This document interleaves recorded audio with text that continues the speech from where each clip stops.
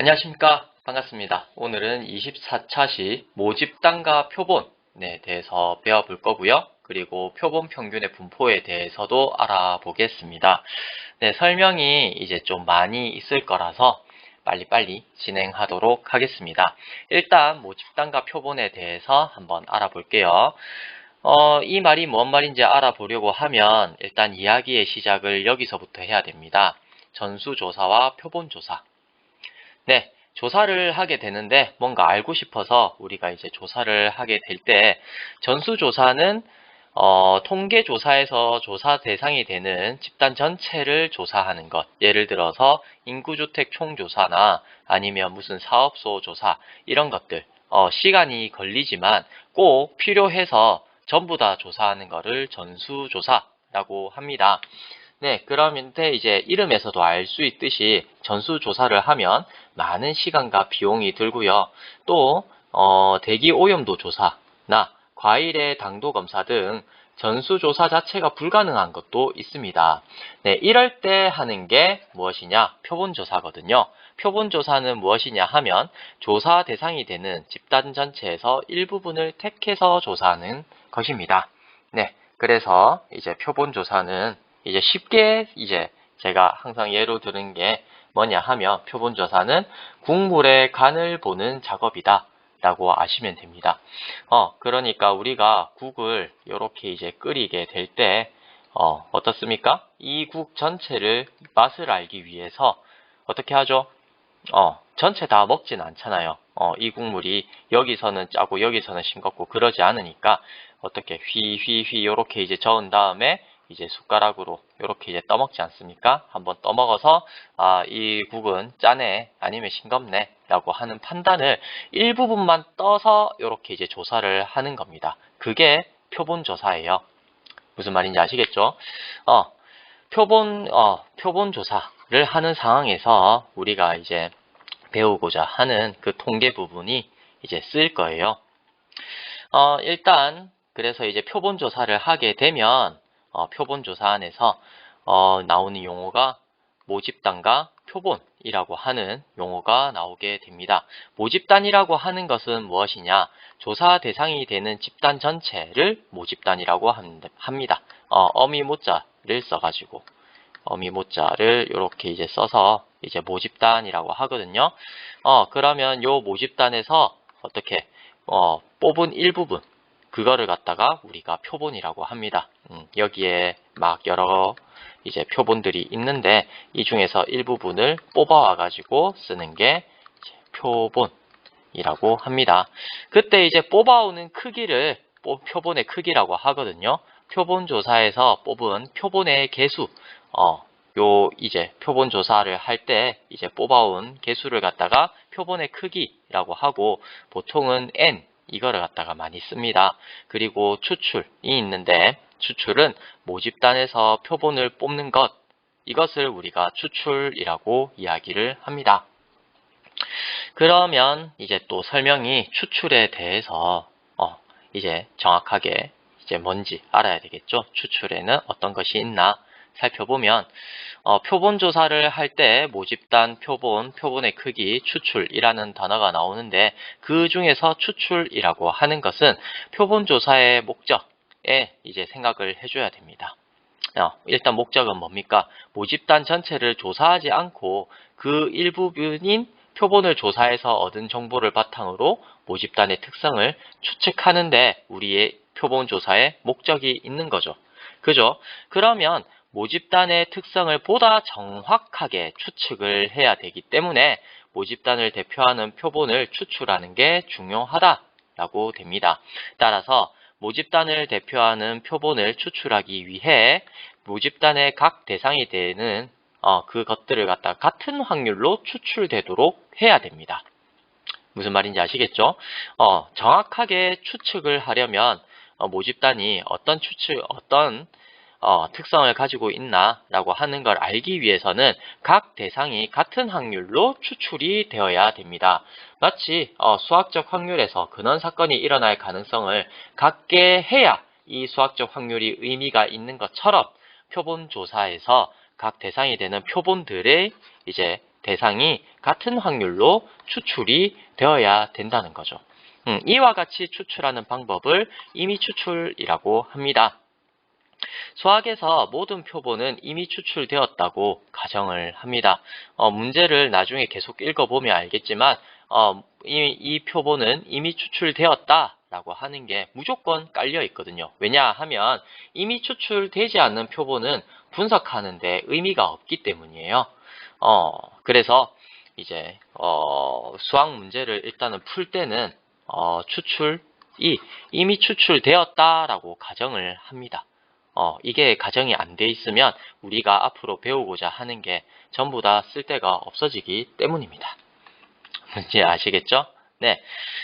그래서 임의로 추출된다고 하는 것은 각 대상이 같은 확률로 추출이 되어야 되는 거니까 추출을 하는 방법은 크게 두 가지로 복원 추출과 비복원 추출이 있습니다.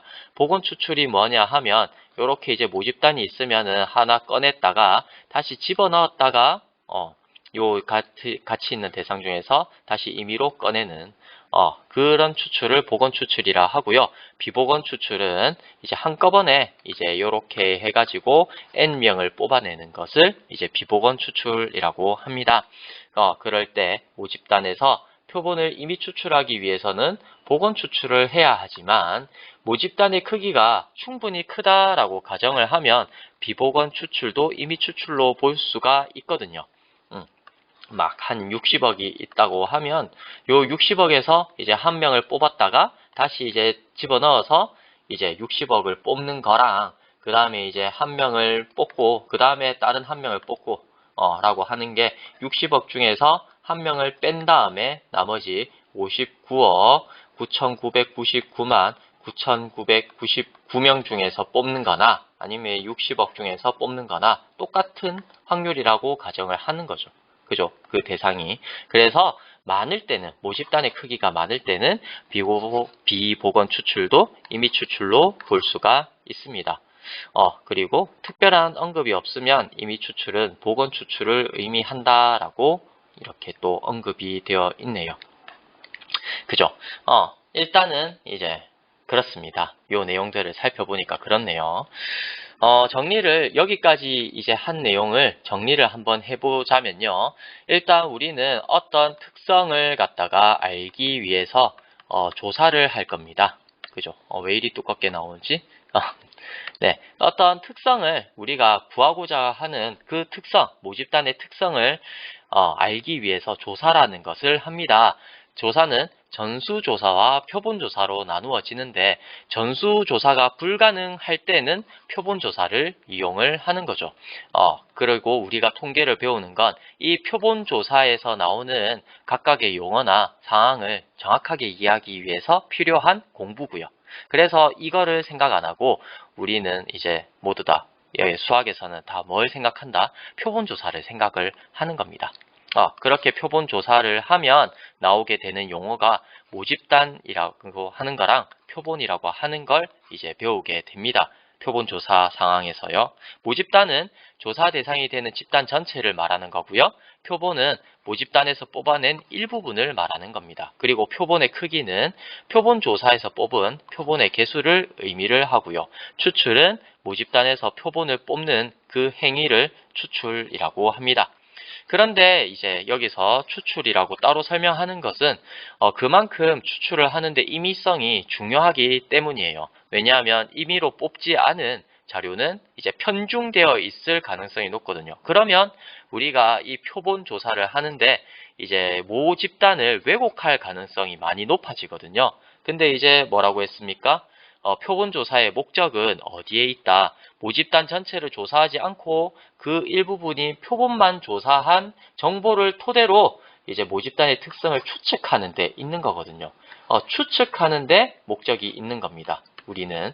그렇기 때문에 이 추측을 정확하게 하기 위해서는 이제 모집단의 각 대상이 같은 확률로 추출이 되어야 되고 그렇게 추출하는 방법을 임의 추출이라고 합니다. 임의 추출에는 복원 추출과 비복원 추출 전부 다 이제 해당이 되는 게 있는데 복원 추출은 이제 특별한 언급이 없으면 특별한 언급이 없으면 임의 추출을 보건 추출로 의미를 하는데, 만약에 모집단의 크기가 충분히 크다면 비보건 추출도 임의 추출로 볼 수 있다. 그래서 수학에서 모든 상황은 어떻게 가정한다? 임의 추출된 상황으로 가정을 하고 문제를 풀이를 합니다. 설명이 그렇게 어렵진 않았죠? 그죠? 그 용어들이 이제 정확하게 무엇을 의미하고 있나 이제 생각을 하시면서 이제 다음 설명을 보도록 하겠습니다. 표본 평균의 분포에 대해서 알아보도록 하겠습니다. 이번 설명은 많이 중요하니까 이제 설명하는 그 순서대로 여러분들이 이제 따라서 설명할 수 있을 정도가 되었으면 좋겠네요. 자, 시작하겠습니다. 모집단이 있습니다. 우리가 조사하고자 하는 대상이에요. 요 모집단 안에 어떤 특성을 가지고 있는 그 평균을 우리가 추출을 할 거예요. 그죠? 추측을 할 겁니다. 추출하는 게 아니고 그 그렇게 이제 정확하게 추측을 하기 위해서 표본을 뽑을 겁니다. 어떻게 뽑는다? 임의로 뽑는다. 근데 이제 표본의 크기는 우리가 n개만큼 이렇게 추출을 할 거예요.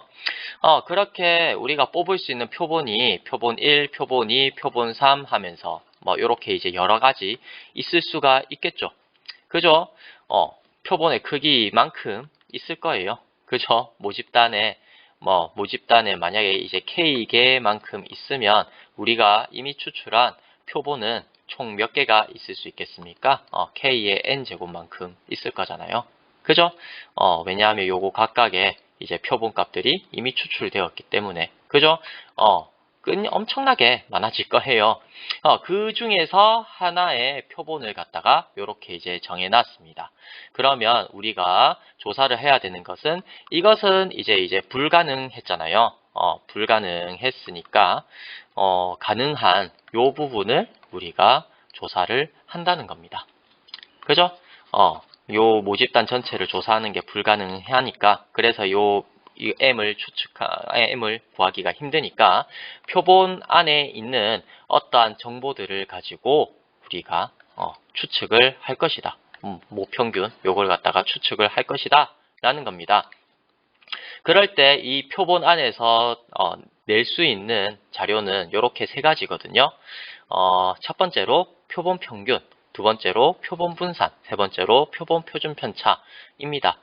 표본 평균은 X바 이렇게 이제 쓰는데 어떤 거예요? X1, X2, X3, Xn 요렇게 이제 다 더한 거를 n만큼 나눠준 값입니다. 그죠? 그리고 이제 표본 분산 S제곱 요렇게 이제 나타내는데요. 이거는 이제 어떻게 정의하느냐 하면 이제 각각의 이제 표본 값, 표본으로 뽑아온 어떤 값들이 있겠다. 그죠? 거기에 이제 표본 평균을 뺀 다음에 제곱을 해서 그것들을 이제 각각 다 더하는 거죠. 즉 표본 안에 있는 그 자료를 가지고 표본 안에 있는 요 자료들의 편차 제곱을 하고 거기에 대해서 이제 평균을 내는 게 분산인데, 그러려고 하면 여기에 이제 n을 나눠야 되죠. 사실 편차 제곱에 대해서 이제 나누기 n을 해줘야 되는데 여기서 이제 나눈 게 어떤 값입니까? n-1 값입니다. 그죠? 이게 이제 나중에 중요한데 요거 왜 n을 나누지 않고 n-1을 나누게 되는지 나중에 설명이 있거든요. 끝까지 들어주셨으면 좋겠습니다. 어쨌든 표본 분산은 그래서 어떤 값이냐?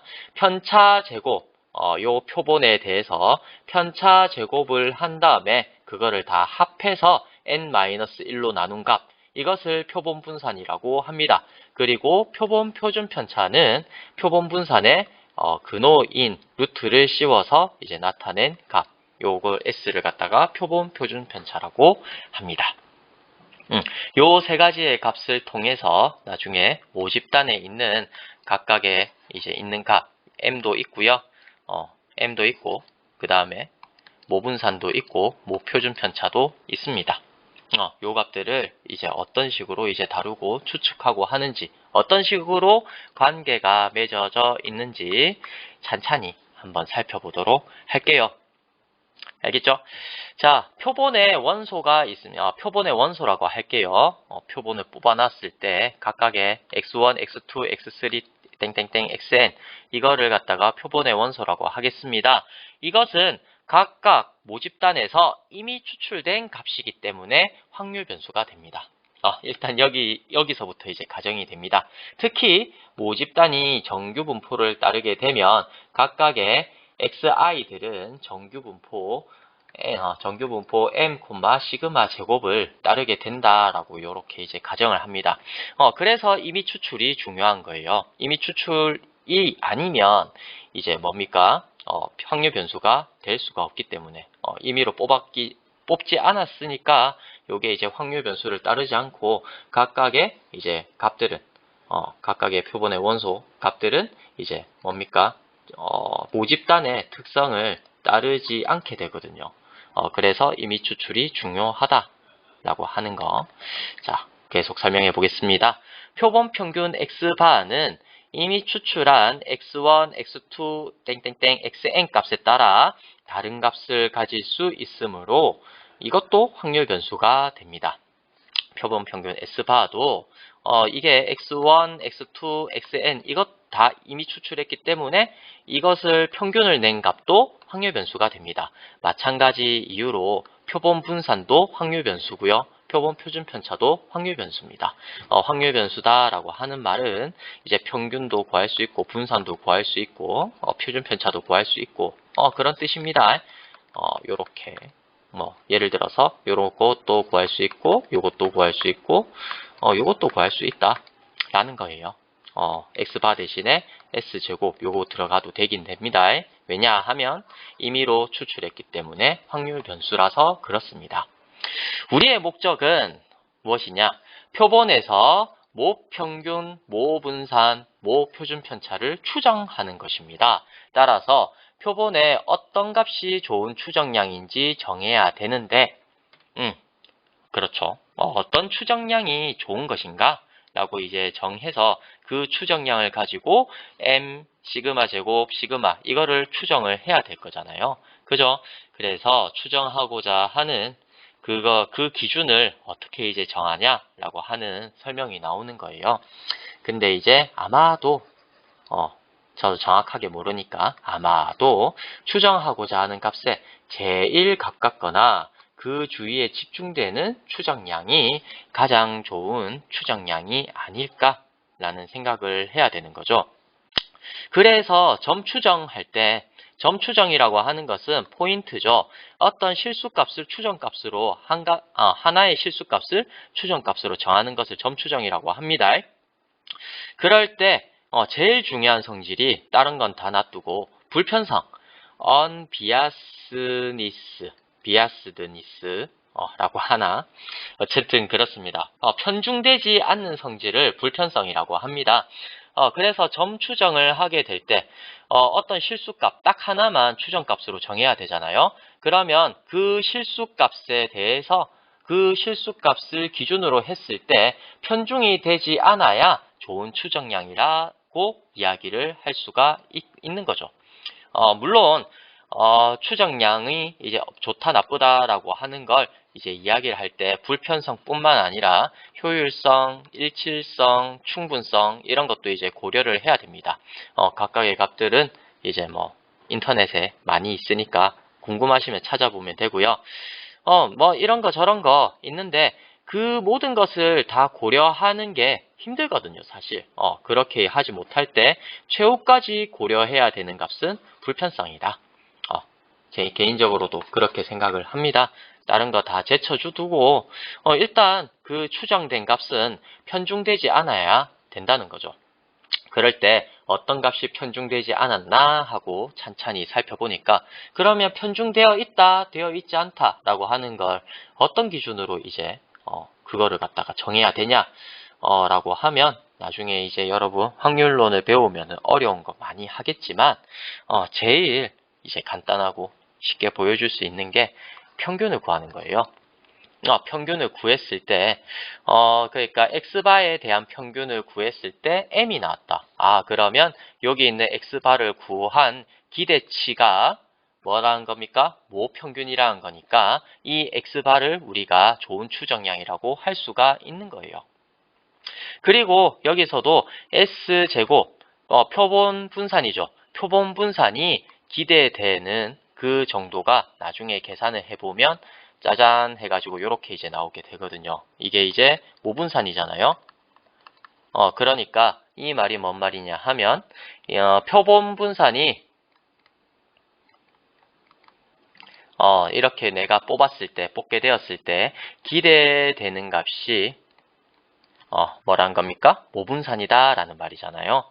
그러니까 S제곱 표본 분산은 모분산에 대해서 좋은 추정량이 될 수 있다 라는 근거를 세울 수가 있습니다. 이런 식으로 기대값 이거를 구하는 형식으로 우리가 이제 불편성을 정의를 하는 겁니다. 무슨 말인지 아시겠죠? 그래서 이제 이 부분은 우리가 X바를 왜 구하는지 그리고 S제곱을 왜 구하는지 표본 평균과 표본 분산이 좋은 추정량이라고 하는 그 근거를 대는 부분이거든요. 한번 읽어볼게요. 표본의 원소 xi, 이때 i는 1, 2, n입니다. 이거는 이미 추출하기 때문에 우리가 확률 변수라고 했고요. 확률 변수이기 때문에 평균과 분산과 표준 편차 이것들이 각각 모평균, 모분산, 모표준 편차를 추종할 것이라고 가정을 해야 되는 거죠. 그렇게 될 때 x바의 평균은 어떻게 됩니까? 2에 x1, x2, xn 이거 더한 거를 n으로 나눈 게 평균이잖아요. 표본 평균이죠. x바. 이 표본 평균이니까 이것이 이렇게 이제 바뀌고 이것들이 일어날 기대값을 우리가 구하는 건데 우리가 앞에서 배울 때 기대값 이거는 시그마나 인테그랄과 관련되어 있는 성질이라고 했잖아요. 근데 이제 시그마나 아니면은 인테그랄 요 관련된 성질이 뭐 있었습니까? 시그마 an 더하기 bn 있으면 이거는 시그마 an 더하기 시그마 bn이 있었다. 맞죠? 수원을 배워야 되는 건데 그런 식으로 되니까 이게 똑같이 시그마가 아니라 E라고 해도 마찬가지로 성립을 하는 거예요. 그죠? 이거를 우리가 선형성이라고 한다 했거든요. 선형함수다. 선형적이다 라고 이야기를 한다 했어요. 이렇게 이제 E라고 하는 함수가 AN, BN 그러니까 여기서 E라고 했으니까 X랑 Y로 둬야 되겠네요. 확률 변수로 두게 된다고 하면 2의 X 더하기 2의 Y 이렇게 이제 따로 떨어질 수가 있다라고 했거든요. 선형함수라서. 그래서 시그마처럼 여기 있는 E가 각각 x1, x2, xn으로 분배가 됩니다. 그래서 이제 요 각각의 x1, x2에 대한 기대값들은 모평균을 추정할 것이라고 가정을 했기 때문에 왜냐하면 이미 추출을 해서 그래요. 그래서 이거는 이 합은 전부 다 m이 총 n개 있는 요 합이 된다는 거죠. 그래서 n 곱하기 mn 해가지고 n이 약분이 되어서 n만 남게 되어서 x바가 일어날 기대값 기대값 x바 요 값은 무엇이다? 모평균이다. 이런 결론을 낼 수가 있습니다. 따라서 x바는 앞에서 확률 변수라고 했는데 또 어떤 값이다 라는 말입니까? 모평균 m에 대해서 편향되지 않는 추정값이다. 따라서 x바는 m의 점 추정값이면서 확률 변수이다 라는 결론을 낼 수가 있습니다. 점 추정값 이거는 실수라고 했잖아요. 이 실수값은 우리가 앞으로 소문자로 x바 이렇게 나타낼 거고요. 확률 변수다 라고 하면 대문자로 라지 x바 이렇게 표시를 할 겁니다. 네, 마찬가지 이유로 s제곱 표본 분산도 표본 분산 이것도 이제 확률 변수라고 했었잖아요. 그렇게 될 때 확률 변수가 S제곱 요게 이제 기대되는 값이 어떤지 한번 살펴보면요. S제곱 편차 제곱에 뭐 한 겁니까? 편차 제곱에다가 n-1을 나눈 값이라고 했죠.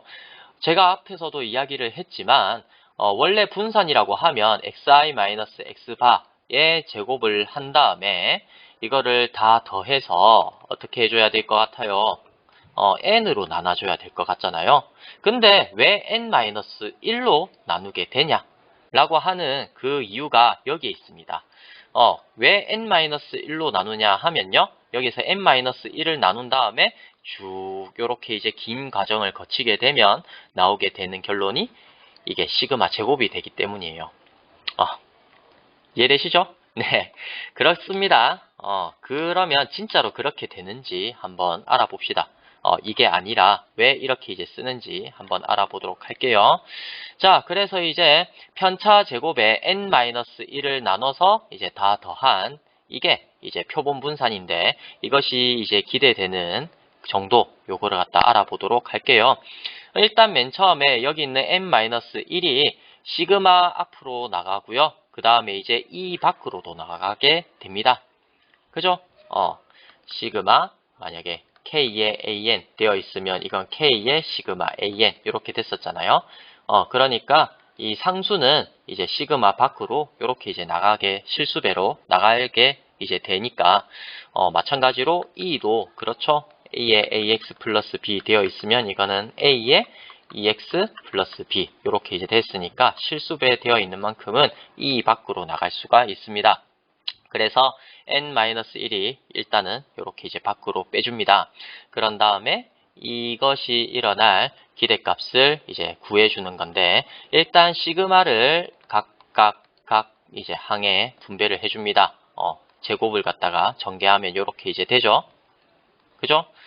그렇게 되고 그래서 각각에다가 시그마를 이렇게 이제 씌워준 다음에 여기서 이제 살펴보면은 일단은 요거는 그대로 남고 요 두 번째 항은 2랑 x바 이게 상수잖아요. 그래서 이제 2x바 요만큼이 이제 실수배로 밖으로 나가고 남는 것은 시그마 xi가 될 것이고요.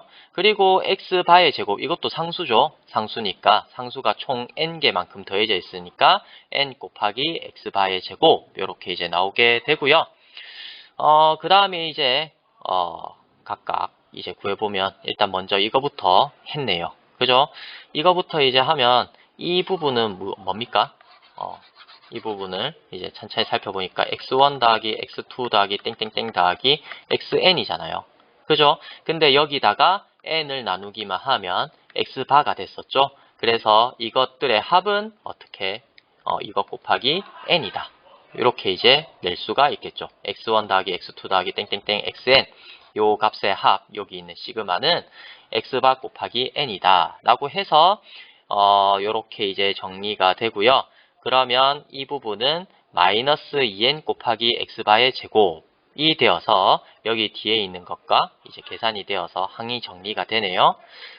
시그마 i는 1부터 n까지 xi의 제곱 마이너스 n의 x바의 제곱 이렇게 됩니다. 그러고 어떻게 됩니까? E가 여기 있는 E가 요렇게 이제 분배가 될 거예요. 그래서 요렇게 이제 따로따로 계산을 해주게 되면 여기에 이제 E가 여기서 어떻게 됩니까? E랑 시그마랑 자리를 바꿨죠. 그죠? 그 이유는 이제 찬찬히 적어보면은 당연히 그렇게 되는 거예요. 그죠? 따로 입 아프게 설명 안 하겠습니다. 요렇게 이제 되니까, E의 XI의 제곱, 이것들은 각각 이제 뭐가 됩니까? XI 제곱, 이거의 기대값, 제곱의 평균의 제곱, 기억나는 게 분산이다, 맞죠? 그래서 이제 모분산은 이제 요건데, 그래서 이제 제곱의 평균 마이너스 평균의 제곱이다. 라고 이제 계산을 했었잖아요. 그러면은 이제 제곱의 평균, 우리가 구하고자 하는 값은 모평균 이것과 시그마 제곱, 요걸로 인해서 이제 xi의 제곱의 이 값은 시그마 제곱 더하기 m 제곱 요렇게 이제 나타날 수가 있습니다. 그래서 시그마 이거는 이제 그대로 되면서 2의 xi 제곱은 모평균 더하기 모분산의 제곱 요렇게 이제 나타나게 되고요. 그 다음에 x바 제곱에 대한 평균 이것은 어떻게 됩니까? x바는 표본 평균이죠. 표본 평균이니까 분산을 구할 수가 있습니다. 근데 그 분사는 x바에 대한 분사는 n분의 시그마 제곱이 나오게 됩니다. 그 이유를 여기 이제 빨간색으로 이제 표현을 했는데 갑자기 훅 들어온다 맞죠? 이거 정도는 근데 알아놓는 게 아마 좋은 것 같아요. 물론 다 알면 좋겠지만 분산 x바의 분산을 우리가 구해보자 라고 하면은 어떻게 이게 n분의 시그마 제곱이 나오냐 라고 하는 그 과정인데요. 각각은 이렇습니다. x바는 n분의 x1 더하기 x2 더하기 땡땡땡 더하기 xn이다. 맞죠? 그러면 분산은 우리가 이제 어떤 성질을 가지고 있었냐 하면 분산 ax 더하기 b 이거는 a제곱의 vx다. 이렇게 이제 됐었거든요. 그죠? 근데 이제 선생님 확률 변수가 좀 많은데요. 이렇게 이제 될 때는 v의 x 더하기 v의 y가 되는 그 특수한 상황이 있습니다. 그게 뭐냐 하면 확률 변수가 각각 전부 다 서로 독립인 확률 변수여야 되거든요. 서로 독립이면 이게 요렇게 이제 떨어집니다. x랑 y가 이제 독립이다. 나중에 확률 변수가 독립인 것도 나중에 확률론에서 배우게 되거든요.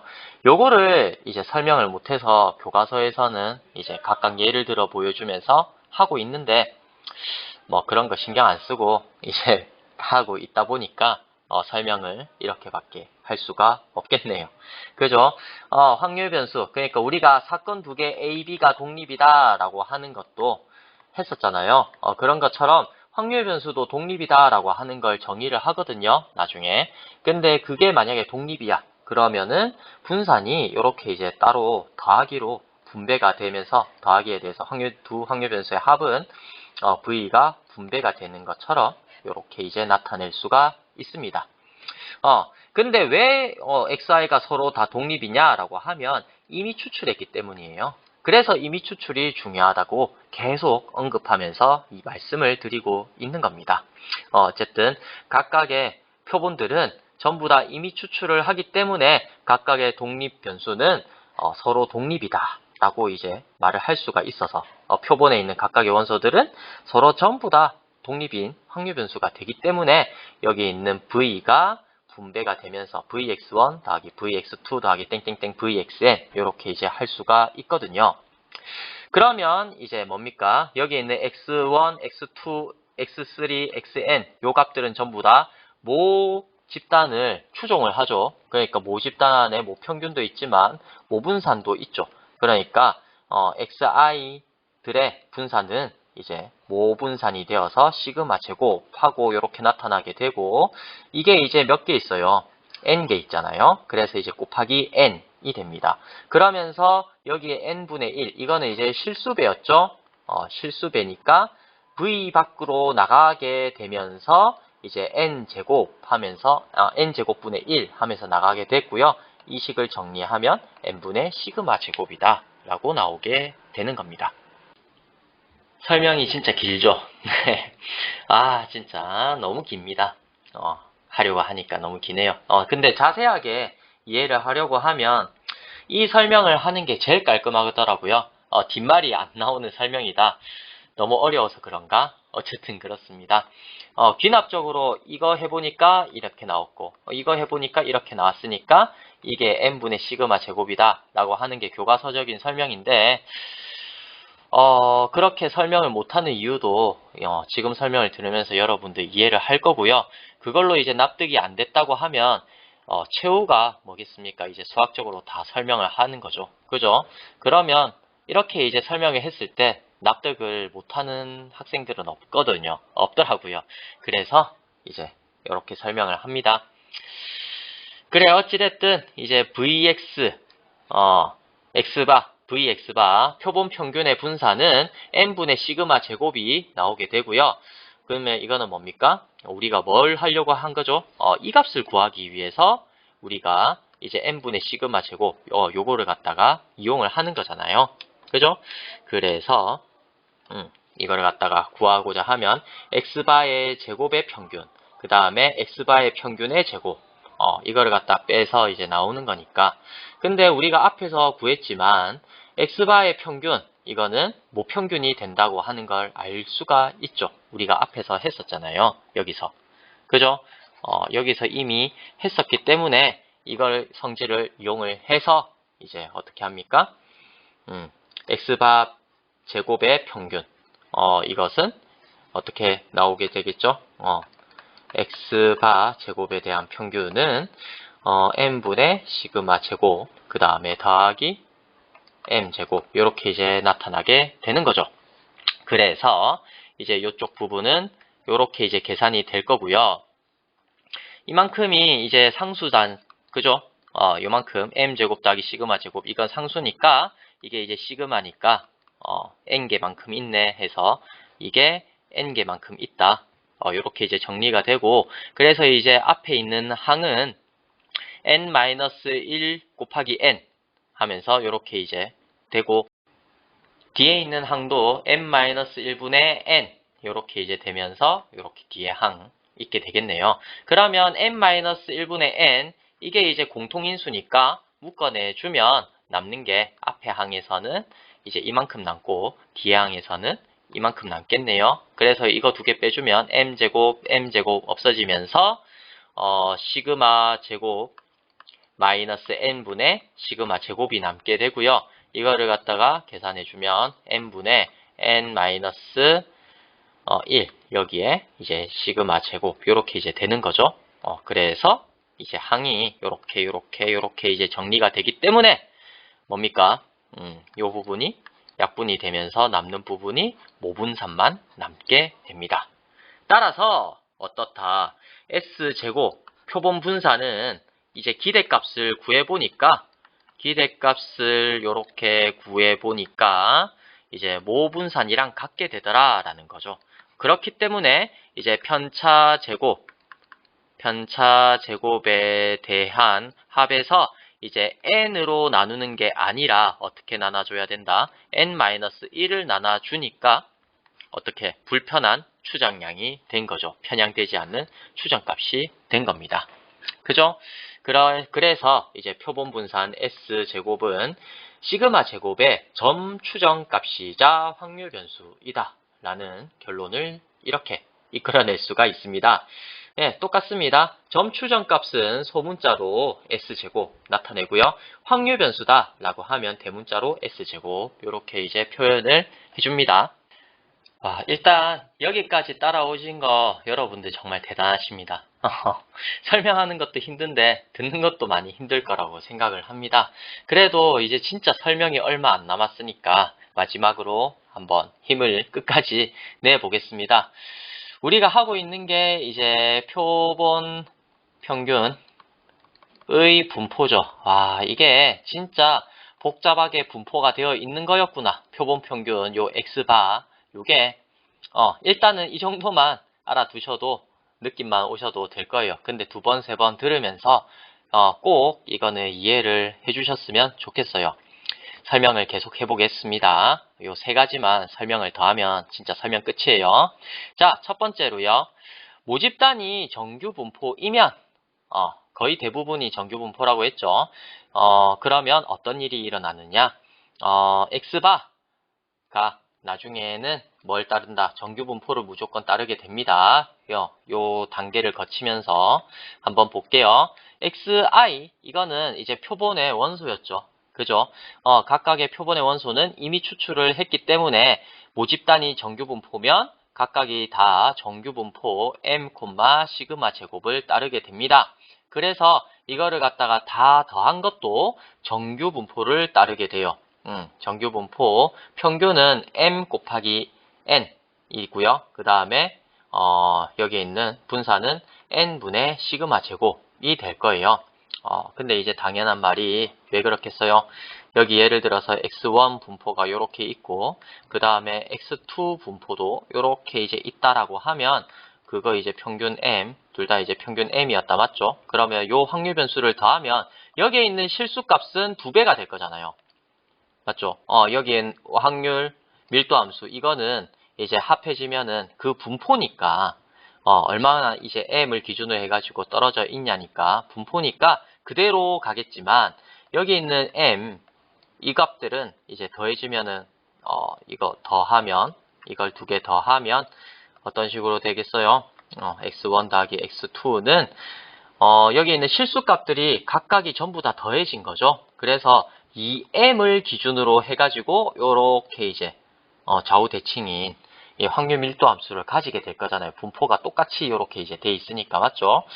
그렇게 되니까 이제 이 m만큼 이렇게 이제 그러니까 두 개를 더하면 그렇게 되는 것이고, 그래서 이제 이게 n개만큼 더해져 있으니까 이제 평균이 이제 n개만큼 곱해져서 nm 이렇게 이제 평균이 되고요. 그 다음에 이제 분산은 이렇게 됩니다. 그죠? 시그마 제곱 분산 그렇게 이제 요렇게 이제 분포가 요렇게 합해지잖아요. 그죠? 요런 식으로. 그죠? 그렇게 이제 되는 거고요. 그러면 이제 x바는 뭡니까? 여기에 이제 n분의 1을 나눠준 거잖아요. 각각의 x1 더하기 x2 더하기 땡땡땡 더하기 xn 해가지고 n을 나눠준 거니까. 그래서 이제 평균이 이제 m 요렇게 이제 되는 거고, 그 분산은 이제 n제곱 나누어져서 요렇게 이제 앞에서 여기 앞에서 n제곱 나눠져 있는 값 요것을 이제 따르게 된다라고 하는 게 첫 번째 모집단이 정규 분포일 때 x바의 분포입니다. 이해되시죠? 그리고 두 번째, 모집단이 정규 분포가 아니면 그러면 어떻게 될까? xi들은 어떠한 동일한 분포를 가지는 거예요. 그죠? 모집단이 하나 있는데 그거를 이미 추출했으니까 각각 전부 다 동일하게 분포가 되어 있습니다. 그러면 이제 각각의 평균들도 이제 똑같죠? 그죠? 그래서 이제 각각의 xi의 평균은 m이 되는 거고, 그 다음에 표준편차, 모표준편차는 시그마 이렇게 이제 됩니다. 그러면 중심극한 정리라고 하는 게 있거든요. 어렵습니다. 그러면 그거에 의해서 이 확률 변수가 표준 정규 분포로 분포 수렴한다. 즉 n이 충분히 클 때 비슷하게 된다라고 하는 이야기입니다. 분포 수렴이라고 하는 게 그거예요. n이 이제 충분히 커지면 n이 충분히 커지면 거의 비슷하다라는 거예요. 당연히 무한대로 갈 수가 없는 게 x1 더하기 x2 더하기 x3 더하기 땡땡땡 이게 무슨 의미가 있어가지고 하겠습니까? 여러분 표본을 무한히 뽑을 수 있어요? 그건 아니잖아요. 그죠? 그래서 이제 확률론에서는 무한히 뽑는다라고 하는 말보다 분포 수렴한다 라는 말을 쓰거든요. 분포 수렴한다는 거는 n이 충분히 크면 비슷한 분포를 가진다 라는 뜻이에요. 그래서 이제 그러면 충분히 크다라고 하는 거는 뭘 기준으로 하냐? 30을 기준으로 해서요. 이제 표본의 크기를 이제 30보다 작다 하면은 우리가 대부분 소표본이라고 하고요. n이 30보다 크거나 같다 하면은 대표본이라고 하거든요. 일단 대표본이기만 하면 여기에 있는 x바는 정규 분포를 따르게 된다는 겁니다. 왜냐하면 이 확률 변수, 말하기도 힘든 이 확률 변수가 표준 정규 분포로 분포 수렴하기 때문이에요. 그죠? 근데 그 어려워하는 그 이제 확률 변수, 이 확률 변수는 찬찬히 이제 뜯어보면은 이제 이렇게 생겼거든요. 찬찬히 뜯어보면은 이제 루트 n 나눠보면 이렇게 이제 되죠. 그러면 이게 우리가 이제 Z라는 거잖아요. 그죠? 표준 정규 분포 확률 변수. 맞죠? 표준 정규 변수라 하나, 확률 변수라 하나. 어쨌든 그렇죠. 정규 분포의 확률 변수. 표준 정규 분포의 확률 변수. 이렇게 이제 Z라고 하기로 했죠. 그거는 이제 0,1을 따르게 되니까 그러면 이거 정리를 해주면 X바는 이렇게 이제 되니까 X바의 평균, X바의 분산을 구하면 우리가 알고 있는 모평균, 그 다음에 X바 우리가 알고 있는 그 X바에 대한 뭐예요? 분산이죠. 그걸 각각 이제 따르게 되고 그 다음에 이제 Z가 정규 분포 곡선이니까 이제 X바도 정규 분포 곡선이 되면서 이제 이렇게 정규 분포인데 이제 평균은 m이고 분산은 n분의 시그마 제곱이다. 요 말을 갖다가 할 수가 있는 거거든요. 그죠? 그래서 이게 표준 정규 분포를 따른다라는 말과 똑같은 게 x바는 정규 분포 m, n분의 시그마 제곱을 따른다. 이 말이랑 똑같습니다. 근데 이제 그걸 말할 수 있는 그 정리는 무엇이다? 중심극한 정리다. 근데 이거는 어렵다. 그래서 안 배운다. 일단 그 정도로 알고 계시면 될 거예요. 그 다음 마지막 세 번째는 무엇이냐? 설명이. 표본조사의 대부분은 모분산을 몰라요. 그죠? 모분산이 주어져 있지 않습니다. 왜냐하면 모평균을 일단 알아야 모분산을 구하잖아요. 그죠? 모분산이 뭐기 때문에 xi 마이너스 모평균 해서 제곱을 해서 나누기 이제 전체 n만큼 나눈 거잖아요. 표본의 크기가 아니라. 근데 이걸 몰라서 추정을 하는 건데 이걸 몰라서 추정하는 건데 어떻게 이걸 알겠습니까? 그죠? 그래서 표본조사의 대부분은 모분산을 모릅니다. 그래서 모분산을 대신에 뭘 사용하느냐? 모분산의 점 추정량인 표본분산을 모분산처럼 사용을 합니다. 즉 모분산을 모르고 표본의 크기가 충분히 크면 n이 30보다 크거나 같다. 표본의 크기가 30보다 크거나 같으면 이제 뭡니까? 모분산이나 표본분산이나 똑같다라고 이제 본다는 겁니다. 이해되시죠? 근사적으로 동일하다. 요렇게 이제 놔두는 거예요. 그래서 이제 x바의 분포는 이제 대표본일 때 정규 분포 m, n분의 시그마 제곱을 따르는데 이 분포나 근사적으로 같다. 이렇게 이제 놓기 때문에 나중에 x바 계산할 때 표본 분산이 나왔는데 어떻게 계산하죠? 걱정할 필요 없이 표본 분산은 모분산처럼 사용을 해라. 점추정량인 표본 분산을 모분산처럼 사용을 하셔라 라고 말씀을 드리고 싶습니다. 많이 길었죠? 정리해 보겠습니다. 정리하자면 요 세 가지로 이렇게 이제 할 수 있겠습니다. 첫 번째로 다른 거 이제 뭐 표본, 모집단, 뭐 추출 이거 다 집어치우고요. 표본 평균의 분포에 대해서 설명을 정리를 하면요. 표본 평균의 평균, 분산, 표준 편차 각각이 어떻게 정의되느냐? 표본 평균의 평균은 모평균이랑 같고요. 표본 평균의 분산은 n분의 모분산, n분의 시그마 제곱이랑 같습니다. 그리고 표본 평균의 표준 편차, 표본 평균의 표준 편차는 루트 n분의 시그마. 그래서 이제 모 표준 편차에 루트 n을 나눈 것과 이제 그 값이 같습니다. 그리고 표본 분산의 불편성에 대해서 한 번 더 설명을 드리면요. 표본 분산이죠. S제곱은 n분의 1 곱하기 편차 제곱. 왜 이렇게 됐지? 편차 제곱. 요렇게 편차에 대해서 제곱한 것을 이제 시그마 한 값에다가 n-1을 나눈 것. 이것을 갖다가 이제 표본 분산이라고 정의를 했는데 n-1로 나눈 이유는 뭐라 했습니까? 요것을 만들기 위해서였다 라는 거죠. 불편성을 만들기 위해서 n-1을 나눴습니다. 그래서 이제 표본 분산이 기대되는 값이 모 분산이 되게끔 이렇게 이제 되기 때문에 모 분산을 모르고 표본의 크기가 충분히 클 때에는 이제 뭡니까? S제곱과 시그마 제곱이 근사적으로 같다라고 이야기를 할 수가 있습니다. 그래서 이제 세 번째 표본 평균의 분포, 이게 이제 결론이죠.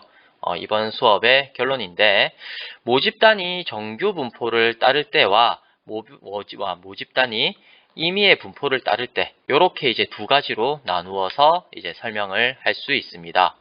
표본 평균, 이것은 확률 변수라서 분포를 가지게 되는데 첫 번째 모집단이 정규 분포를 따르면 x바도 무조건 정규 분포를 따르게 됩니다.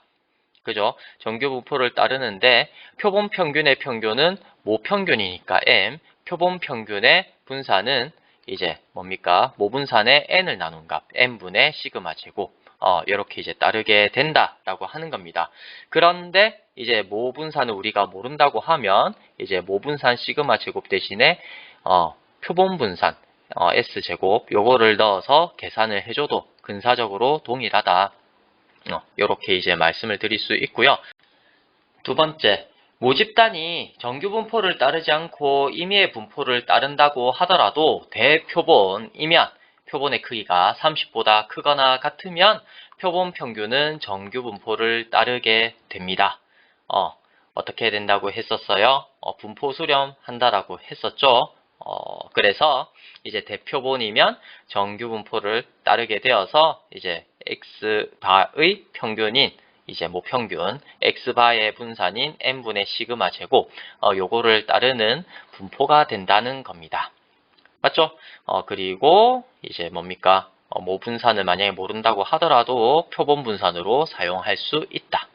라고 하는 것까지 이제 표본 평균의 분포를 정리를 해 두실 수가 있겠습니다. 네, 이 부분만 기억을 해 두시면 돼요. 이거 설명하기 위해서 앞에 그 많은 설명을 했던 겁니다.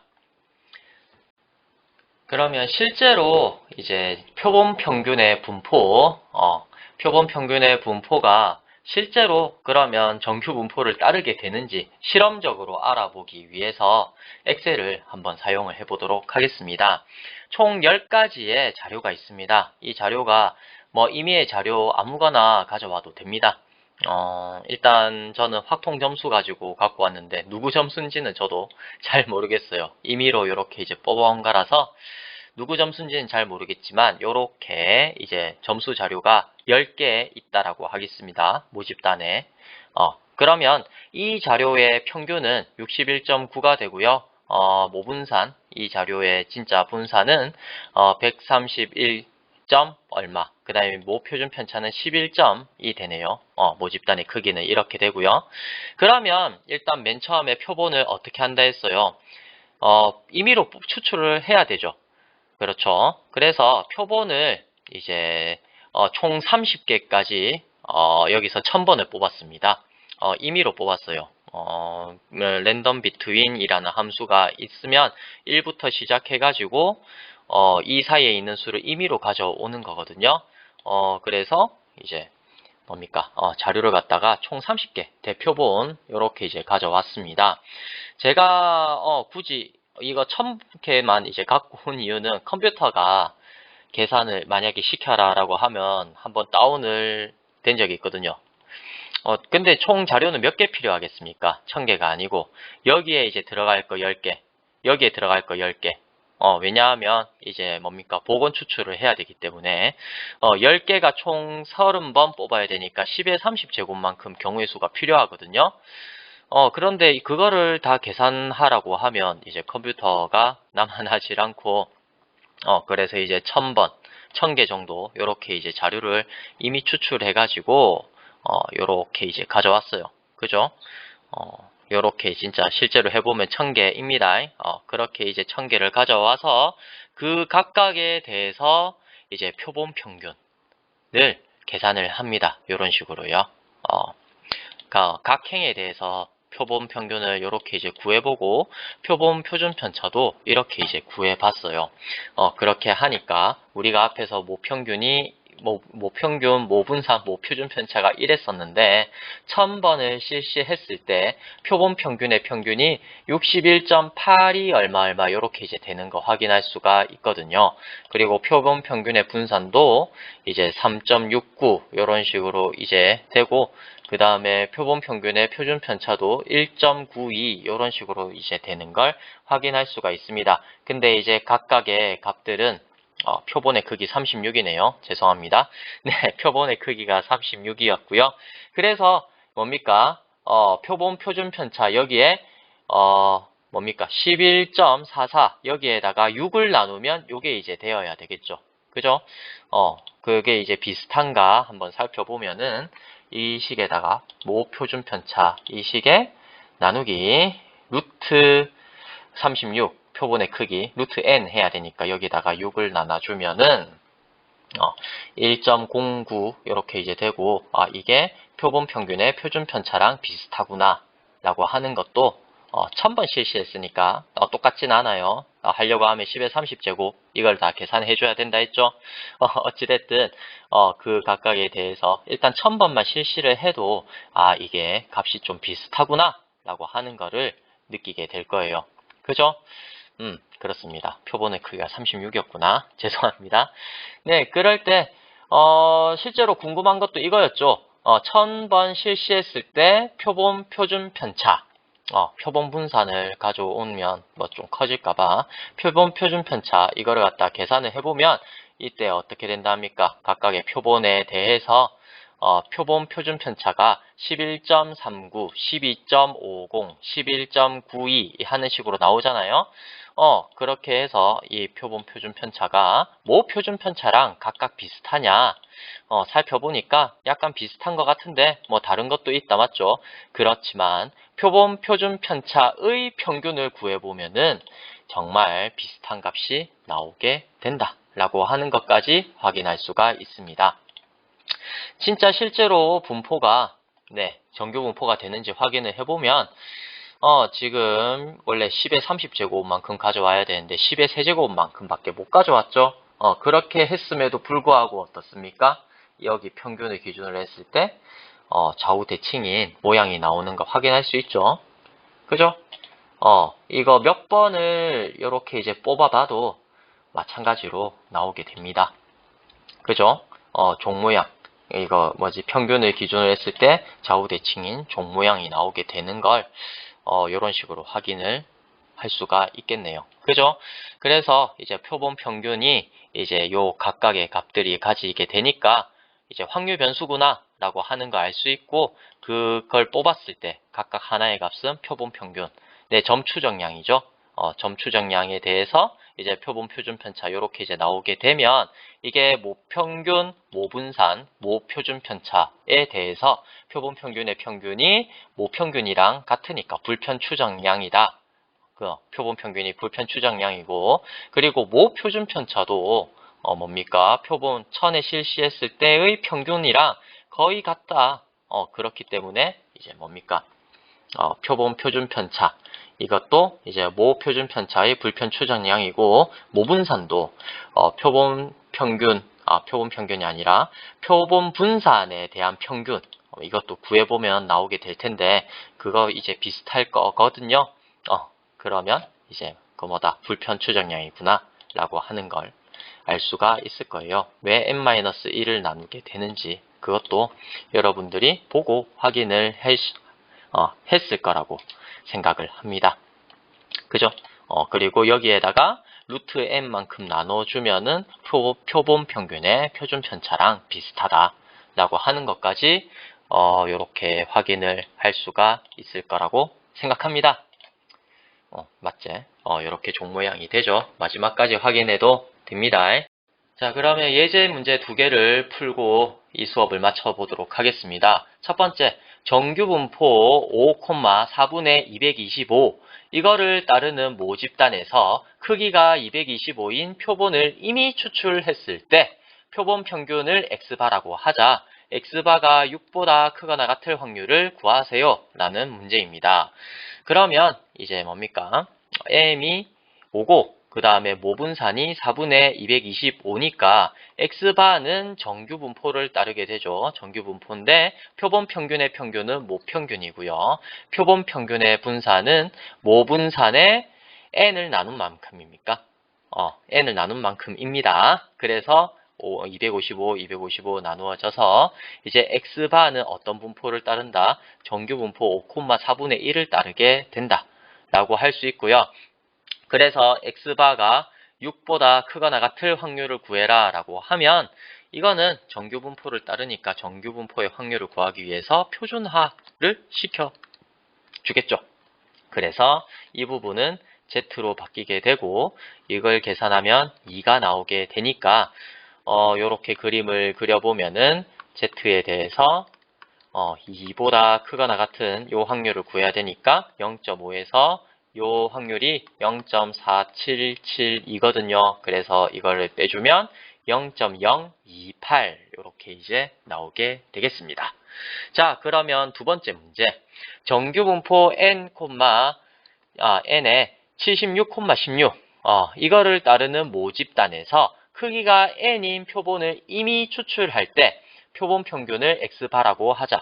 다음을 만족시키는 n의 최소값을 구하세요 라는 문제입니다. 그래서 문제를 보니까 x바가 16.6에서 17.4 사이에 있을 확률이 0.95보다 크거나 같다. 이렇게 이제 되어 있네요.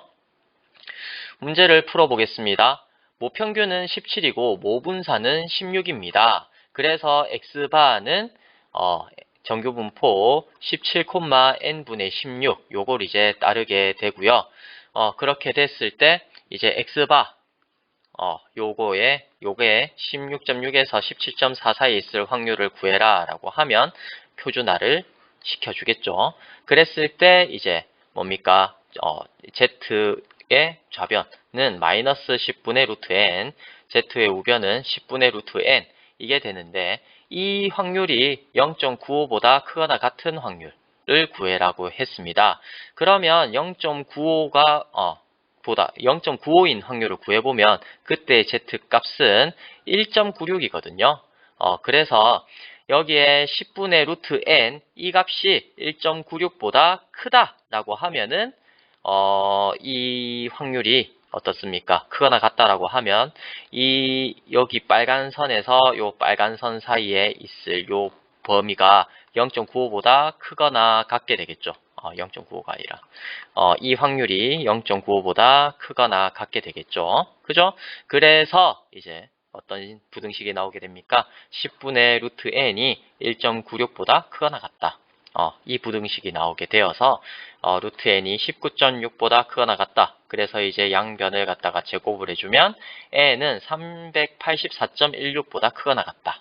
이렇게 식이 나오게 되어서 이 부등식을 만족하게 하는 n 값은 최소값이 385다.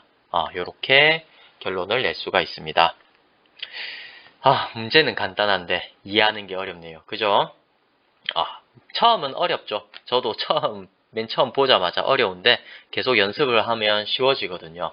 그래서 이제 길지만 요 과정이 길지만 설명을 다시 또 듣고 모르면 이제 선생님한테 물어보고 하면서 개념을 이해를 했으면 좋겠습니다. 표본 평균의 분포 많이 중요합니다. 네, 수업은 여기까지 하도록 하겠습니다. 정리하면 만약에 안 되면 요 세 가지만이라도 외워놓습니다. 정말 긴 시간 고생 많으셨습니다. 네, 수고하셨습니다.